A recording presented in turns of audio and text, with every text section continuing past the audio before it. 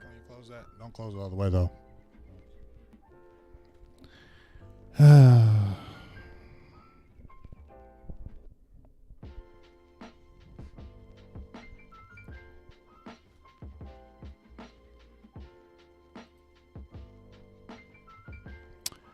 What's good, everybody?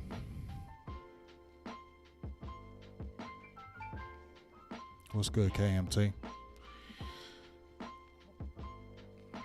I ain't gonna be long. I just want to hear the pulse of everybody. Yeah, feels like the same old Cowboys. But I ain't pressed. I'm not angry. I'm not nothing because I done got over that. I don't trip no more like I did last year.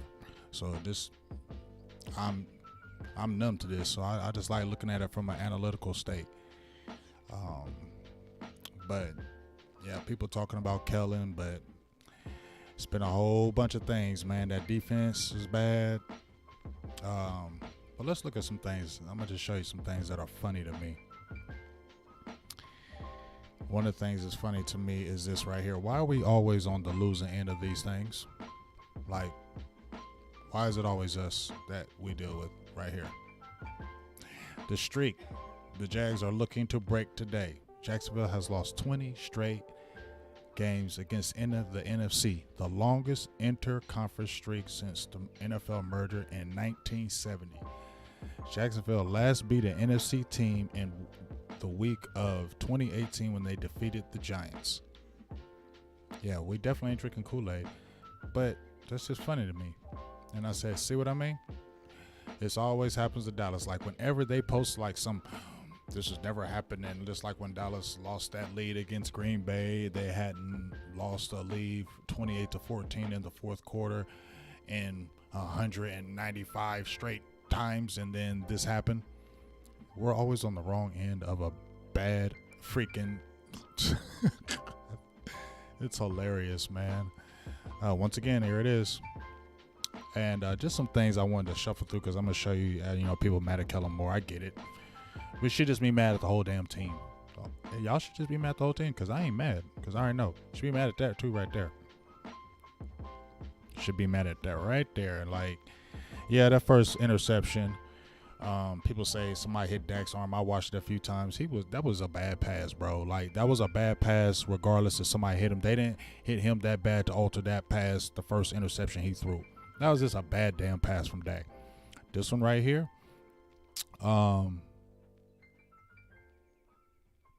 I don't know. They say go to TP. They say go to CeeDee Lamb. Go to your dogs in this period of time. I get that, but you should have caught that right there. You should have caught that. That's taught. Well, first of all, you're letting that ball come into your chest. All right? And I don't care, Noah Brown. So people are like, oh, Noah Brown. You threw it to Noah Brown. So what? He's an NFL player. He's a pro. They went to him on that touchdown pass, and he caught that touchdown in the clutch. When we were down 31-27, he threw that touchdown. It was clutch, and he made it. You feel me? So I don't know why this is any different right here. The ball hits you in your hands. You got to catch the ball. You feel me? Like, you got to catch that. It hits your hands. So that right there. Ooh, I'm gonna go to these plays in a minute. Yeah, KJ was bad, but who drafted him? The Cowboys got to find out what they had in him. They had another guy in Nashawn Wright. That's my dog, Mike White. But you drafted Nashawn Wright and you drafted Kelvin Joseph last year, second and third round picks. Eventually, you don't have to see what they're about. Now, I feel you maybe not benching him earlier, but I mean, Kelvin Joseph is your second round pick, dog. Everybody jumping out. I've seen so many people like, oh, losing Anthony Brown ain't so bad. No, yeah, it is. No, Anthony Brown is not good. He had a resurgence last year, okay? But Anthony Brown was picked in the 6th round in 2016.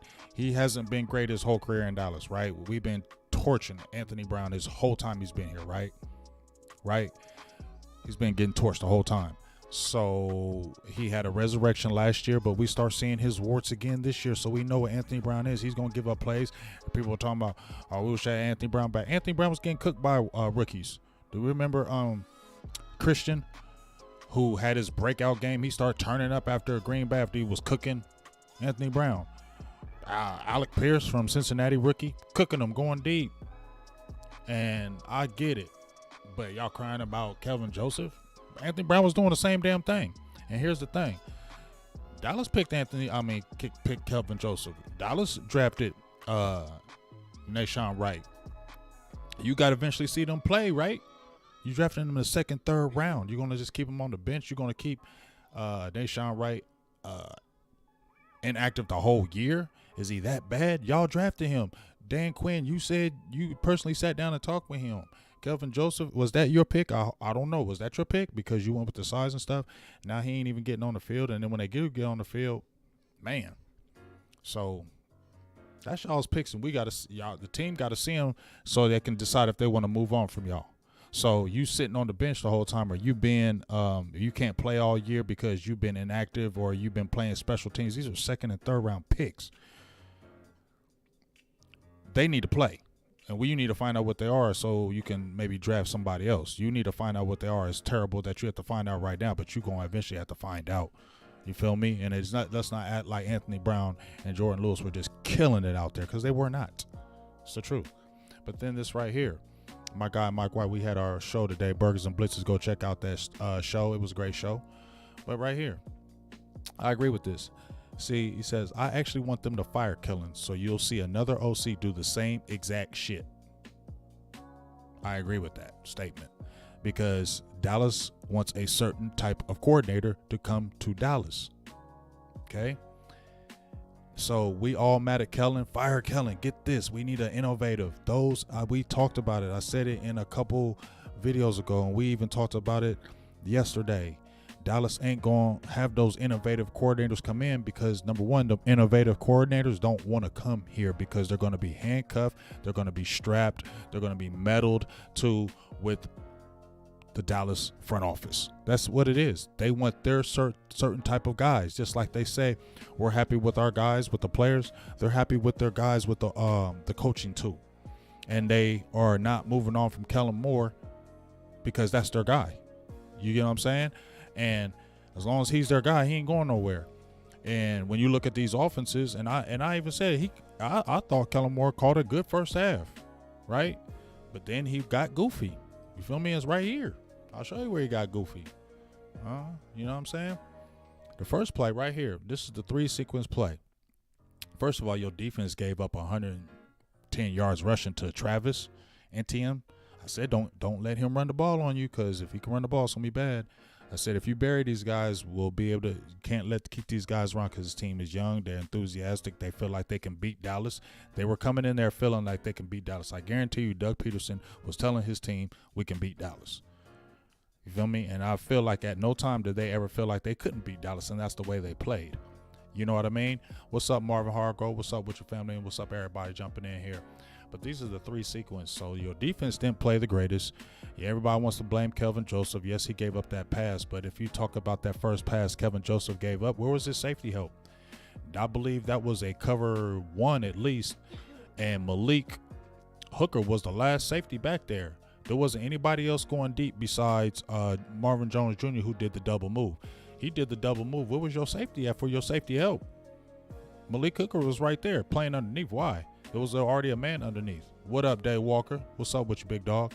So as much as I'm not giving Kelvin Joseph no excuses, you know what I'm saying, at all. He played terrible, but you got to see what he looks like. You got to see if you want what he looks like to move on.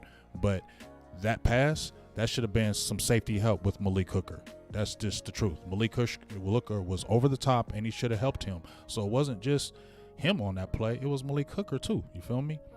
And then, you know, obviously he got him out because he got a little shell shocked. I get it. But this is when Dallas, after the turnover, right? You had a minute something left, right? You had a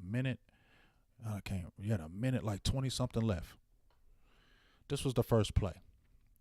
What's up, King Trill? This was the first one right here. He's uncovered.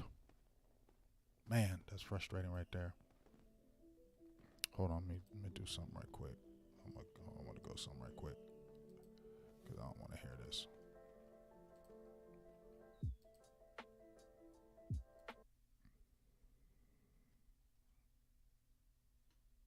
There we go. Hold on. There we go. I got to give me some good music to keep my vibe going. Let me get back to this play, though. Here we go. Yeah. Nobody wants to talk about, you feel me, Day Walker? Nobody wants to talk about Bland gave up that touchdown in the middle, but everybody loves DaRon Bland. Understand this. Everybody loves DaRon Bland. But he was giving up passes too. It's just Cowboys fans like who they like. If they like a player, then they ain't going to say nothing about him. If you don't like a player, everybody's going to trash him. I don't do that. Malik Hooker should have been over the top to help Kevin Joseph. He gave up that damn play too. Kevin Joseph messed up on the second play. We get it. But you know what? DaRon Bland gave up that last touchdown. So what? That's just what it is. You feel me? Noah Brown should have caught that pass. Right here on this sequence, on this play, you got a minute something left. They got 3 timeouts. Make them use all the timeouts. And I don't know why. I get this, but I don't know why on this play, on the first play, you went right here. You pulled. You left this man wide open. Why didn't you attack this side? I don't know. Why didn't you put 2 backs in? Why didn't you put Ezekiel Elliott and Tony Pollard in on this last drive? You feel me? Like, you don't got a fullback, so why don't you put them both the running backs in that drive? It's like, you did good in the first half, Kellen. I was like, yeah, that's what I'm talking about. And then you come here and do that. Yeah, Bland got a pick.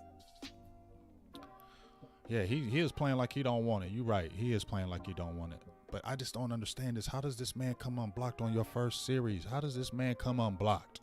That just throws me off. How does he come unblocked? I think you should attack that. I think you should have attacked him right there on that first down. You should have Tony Pollard. Just me. I would have Tony Pollard and Ezekiel Elliott on this last drive, and I would have used both of them in that drive in a different way. I probably would have put Ezekiel Elliott at a fullback, crushed that middle a little bit, or if we're going to come down right here, I would have attacked the right side with Zach Morton and Tyron Smith. Attack that side instead of going away from it. You're going with, now y'all know I like Connor McGovern, but you're going with the rookie Tyler Smith. I see it's pulling, but you're already leaving him open. That frustrated me. Then when you come with the next one, right here, this is what frustrated me here too. This is the second down, 2nd and 13 after you lose 3 yards on that play. You sending Pollard in motion. He's like 5 yards back. It's already 2nd and 13, bro. Like, I don't know. That you should coach better than that, I think. And if you're the head coach, why are you letting them do that? I mean, you should have went heavy, but you put him in motion. He's 5 yards back, 2nd and 13. I don't think that's going to get a lot of yards.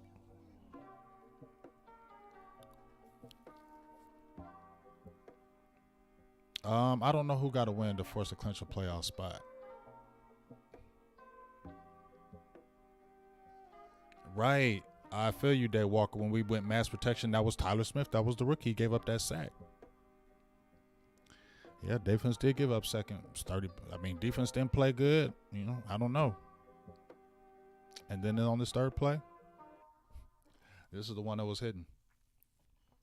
I'm not going to use that Jags was holding this game, Jane. I'm sorry. I'm not going to use that one.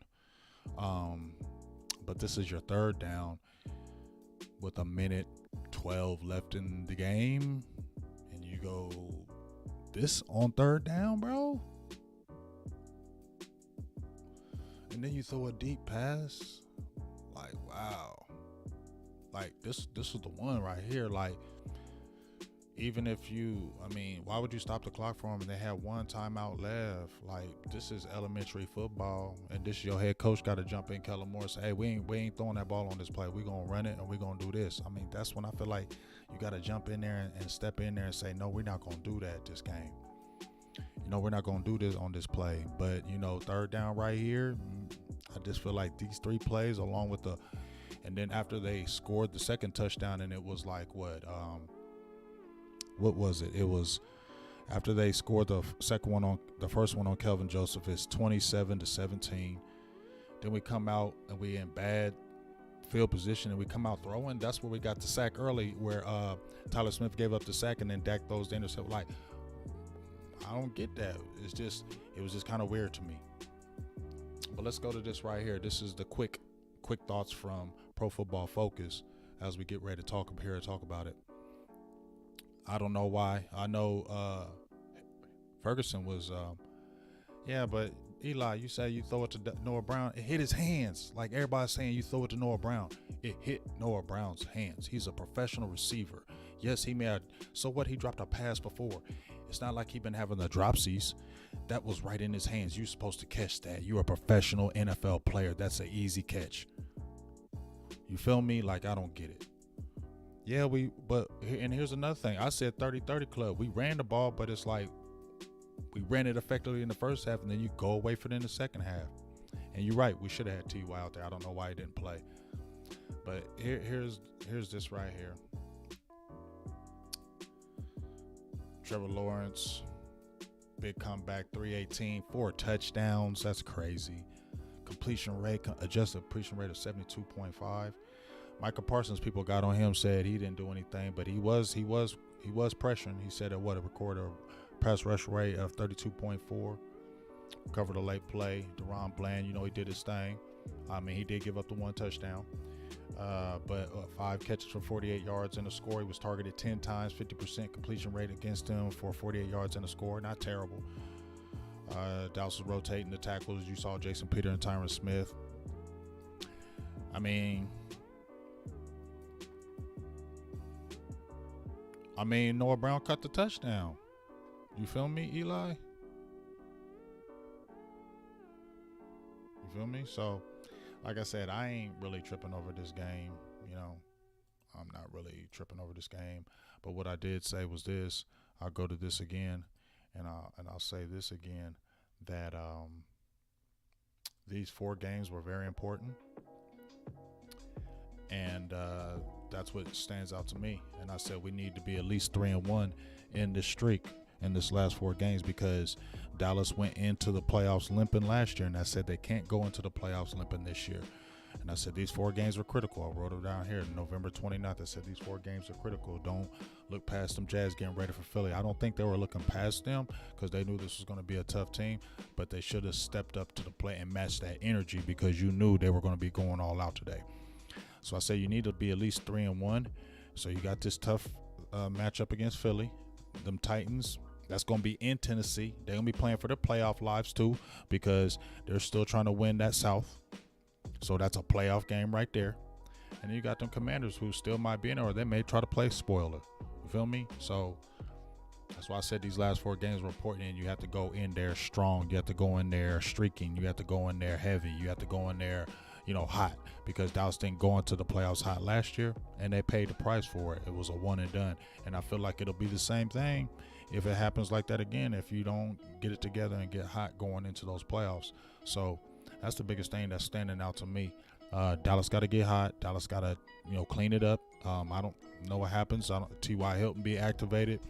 But it's going to be a tough game against them Eagles, dog, because they're gonna go all out. It's a big game. I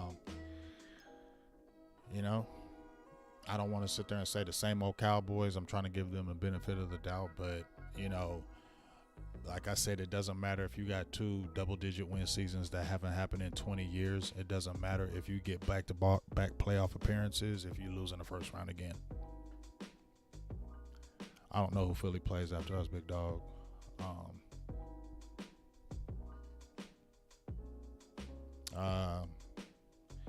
It's any given Sunday, bro. Like, I don't listen to what you're talking about. It's any given Sunday, bro. We could lose to the Jags and beat and smack the Eagles. Then what everybody gonna say? You feel me? So I don't listen to that stuff anymore. People say, "Oh, you lost to this 1-win team." So what? The Kansas City Chiefs just barely beat your Houston Texans, and they're supposed to be the Super Bowl contender for the AFC, and they just beat the Texans in overtime. So while people are talking trash, the Eagles barely got by the Bears. You feel me? There was in a dogfight all game. So it's the NFL. These are NFL players, bro. So Jags aren't a terrible team. They got a good coach. They got good talent. They were at home. They're going to bring it. That's the way it is. I don't make the comparisons. You beat this team, so now this team. No, that's any given Sunday. You got to bring it every single week. And you could lose to these Jags and come back and whoop Philly, and then what people going to say about you. Feel me?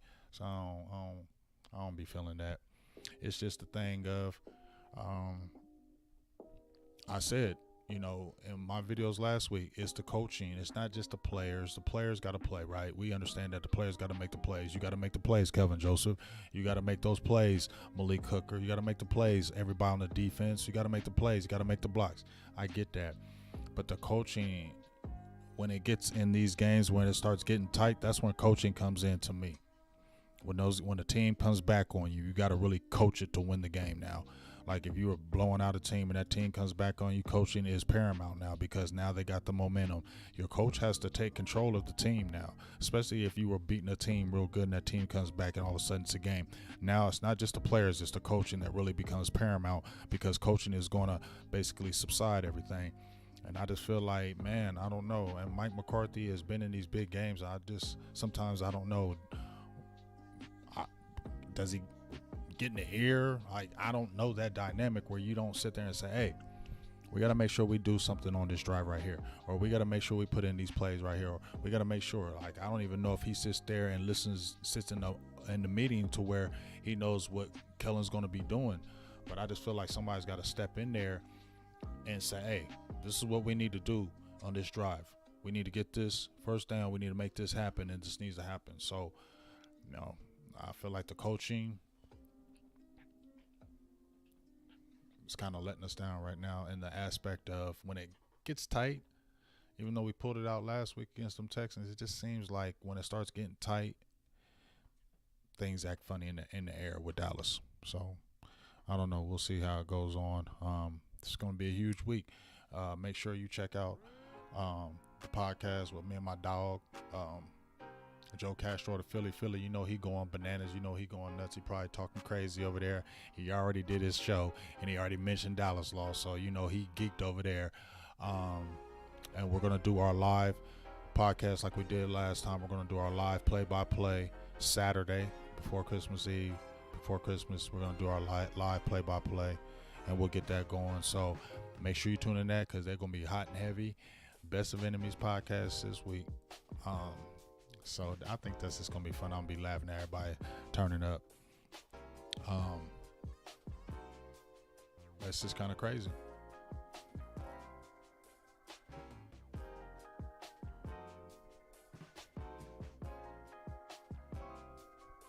I mean, did you see how many times we ran that same damn play with the three receivers bunching the trips and running it? I damn, like KMT, my dog brought that up. We ran that 5 times. I don't know, bro. It's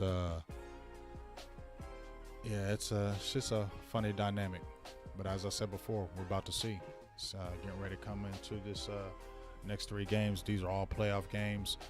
Huge game. I wasn't worried about winning the East. I don't care about being back-to-back NFC East champs. I worry about trying to do something in the playoffs and trying to get to the Super Bowl. So, Philly can have that division. Still no back-to-back NFC East champs in over 20 years. That's cool. At the end of the day, you got to get in these playoffs and do some damage. But you got to go in these playoffs hot. You can't go in these playoffs like you did last year. It's going to be a one and done, dog. It is. It's going to be a one and done. If you go in there shaky, if you go in there limping like you did last year, you got beat up a little bit last year, and it has to be different this year. So for real, it's not about it'd be a confidence booster if you go ahead and beat a Philly. You know what I'm saying? Because there's going to be a lot of talk and a lot of doubt if you lose 2 games in a row. Going to be a lot of talk and doubt. And the things are going to be coming up again. Same old Cowboys. My dog already said when he came in, everybody's going to say the same old Cowboys. So the Cowboys got to look themselves in the mirror. The coaching staff got to look themselves in the mirror. The players got to look themselves in the mirror because the media is coming down on you. The fans is coming down on you. The opposition is coming down on you. And they're all going to say the same thing. Same old Cowboys. And until the Cowboys step up and move from that and start winning these type of games that, everybody's going to continue to say that, and that's what I've been saying in all these videos the last 2 or 3 weeks. It's on the Cowboys. You guys got to step up and do this because everybody don't believe you're going to do it. And that's just the facts. So until they can ever get past that, they're always going to look at us as a pretender. You're going to have the talent, but nobody's ever going to believe you're going to do something because you do this every year. That's why I didn't drink the Kool-Aid. That's why I'm not drinking the Kool-Aid. I talk about my team, might get excited about some things, but I ain't never drunk the Kool-Aid this whole year, and I'm not going to. So anybody try to jump up there and say, oh, you drinking Kool-Aid? No, I haven't. Not one time have I. And this is the reason why, because of this stuff. I won't ever drink the Kool-Aid any longer with this team.